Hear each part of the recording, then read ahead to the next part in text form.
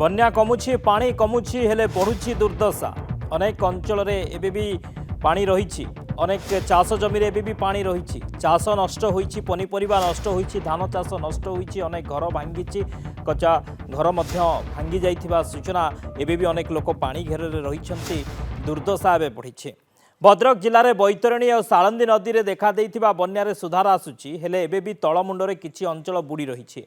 फल धामनगर, भंडारी पोखरी, तिहिड़ी, चांदबाली ब्लॉक हजार हजार हेक्टर चाष जमी धान तली पची सड़ी जाइछि। गाँव में दीर्घ दिन धरी बन्या जल पशि रही कच्चा घर सबू भांगी जाइछि। यार सठिक आकलन करा जिबा एवं विपन्न को तुरंत सहायता जोगाई दिया जिबा पई जिलापाल कहते। एपटे चांदबारी और तिहिड़ी ब्लॉक अनेक गाँ बाह्य जगत विच्छिन्न हो रही। सेहीपरि आरड़ी पीठ को संजोग करुवा दुईटी रास्तार बन्या जल प्रवाहित हो यातायात बाधाप्राप्त होइछि। सेपटे 20 नंबर जातीय राजपथर बोड़क निकट में 200 फुट रास्ता धोई जाइथिबारु गाड़ी मोटर यातायात करि पारु नाही। फल दीर्घ 3 किलोमीटर चली चली आसुछन्ति यात्री। भद्रक जिले में 5टी ब्लॉक 35टी पंचायत और म्युनिसिपालिटी 11टी वार्ड रे थिबा समस्त स्कूल अंगनवाड़ी केन्द्र को छुट्टी घोषणा करिसेंति भद्रक जिलापाल। कहीं पानी जदिओ कमुछि किंतु दुर्दशा एबे भी लागी रही। प्रतिक्रिया रही सुनिबा। 9 दिन है पानी मारिक रही। तला बिल सब नष्ट हो गलानी, तला सब पचिकी है। रास्ता सारा सब घाई, कौटी जावासा कर सौदापत्र आसा पेटे पेटे पानी अछल पानी। पहरदिन जड़े आसला भासीगला। ये दुख सुख 9 दिन है घरे बसिक रही। घर बाहरी होनी कि बाहर के जाऊनी। गाई बाछुरी भी सी भी सब मले, घास कुटा ना। चांदबाली ब्लॉक रे बन्या परिस्थिति संगीन। शह शह लोक एबे भी पानी घेर रही। बैतरणी नदीर बन्या जल कमुथिबा बेले सालंदी नदी में एबे भी बढ़ुछि जलस्तर।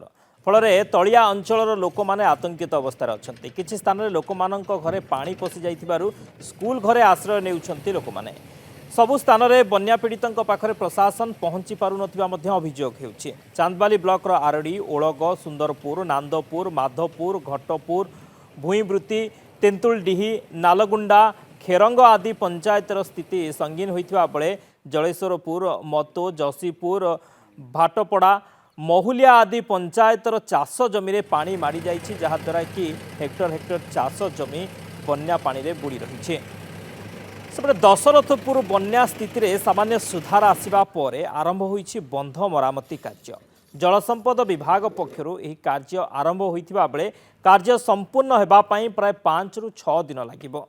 गत 29 तारीख तरपदा पंचायत रे काणी नदी रे सृष्टि होइथिला दुईटी घाई। जलमग्न होइथिला प्राय 19 गोटी पंचायत। नष्ट होइथिला शह शह हेक्टर चाष जमी। अन्यपटे वर्तमान भी किछि पंचायत रे बन्या पानी जमी रहिथिबारु प्रशासन पक्षरु रंधा एवं सुखिला खाद्य प्रदान करा जिबा सह गृहपालित पशु मानक पई गोखाद्य प्रदान करा जाउछे। जगतसिंहपुर जिला तिर्तोल एवं कुजंग बन्या विपन्न मानकु रिलीफ सामग्री ठीक भाव में मिलू नथिबा अभियोग सामना को आसिबा परे वर्तमान देखा देछि उत्तेजना। तिर्तोल ब्लॉक कोलर पंचायत रे 5 दिन हेलानी गोखाद्य बा गोरु माने उपास रे रहिछंती, गोखाद्य मिलुनी, गोरु माने उपास रे रहिछंती। ए सांघातिक अभियोग आसीछि। गोखाद्य ठीक भाव में न पहुंची थिबारु गोपीकुद आईबी सम्मुख में कोलर सरपंच उमेश चंद्र बेहरा आरंभ करी गोपालक माने तिर्तोल प्राणी चिकित्सा विभाग एलआई एवं अतिरिक्त प्राणी चिकित्सा अधिकारी को अटक रखिथिले, जहाकु नै घटनास्थल में उत्तेजना देखा मिलता। तेबे एने अधिक सूचना देउछंती आम जगतसिंहपुर रिपोर्टर दीप्ति महांती।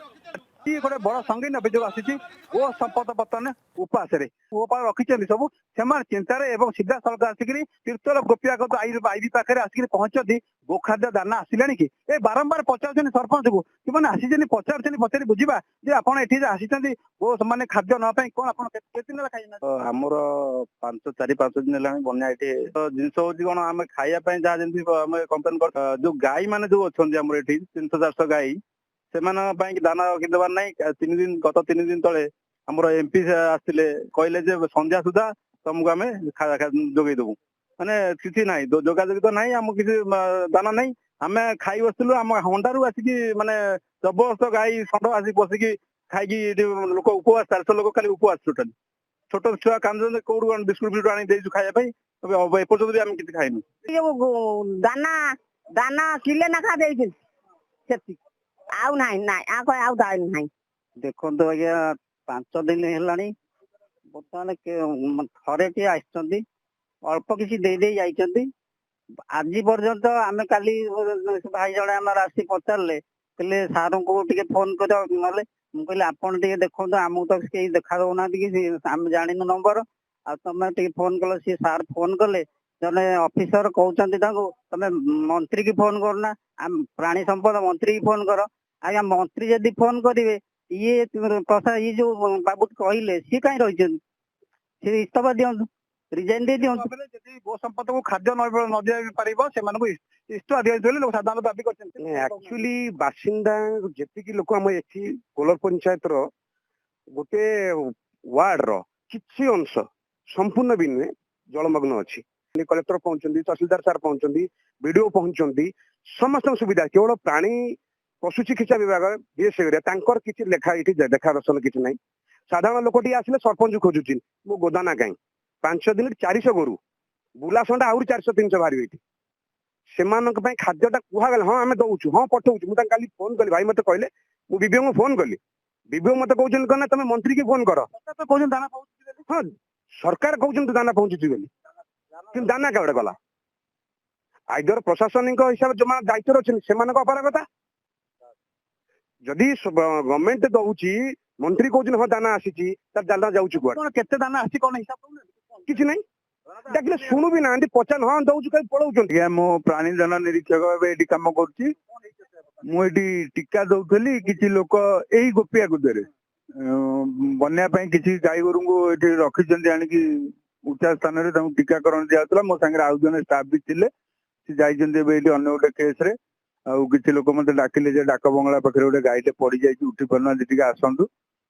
ମୁଁ ଆସିଲା ପରେ ଏଠି କହୁଛନ୍ତି ଯେ ଦାନା କାହିଁ ଆମର। ମୁଁ କହିଲି ଗୋଟେ ଦିନର ଦାନା ଆସିଥିଲା, ଦିଆ ହେଇଛି, ଆଉ ଦାନା ଆସିବ ଆଜି ଶୁଣା ମିଳୁଛି, ଯଦି ଆସିଯିବ ବି ଦିଆ ହେଇଯିବ।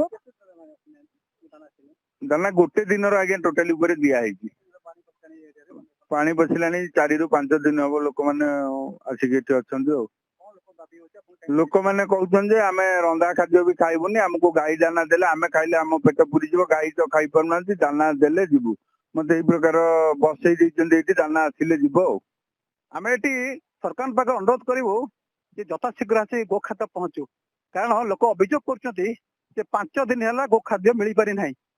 ଆଉ କେତେ ଦିନ ପରେ ଗୋ ଖାଦ୍ୟ ଆସିବ, ଗୋ ସମ୍ପଦ ଖାଇବେ। ତୀର୍ତ୍ତୋଲ ଦୀପ୍ତି ମହାନ୍ତି, ନନ୍ଦୀ ଗୋଷ୍ଠୀ।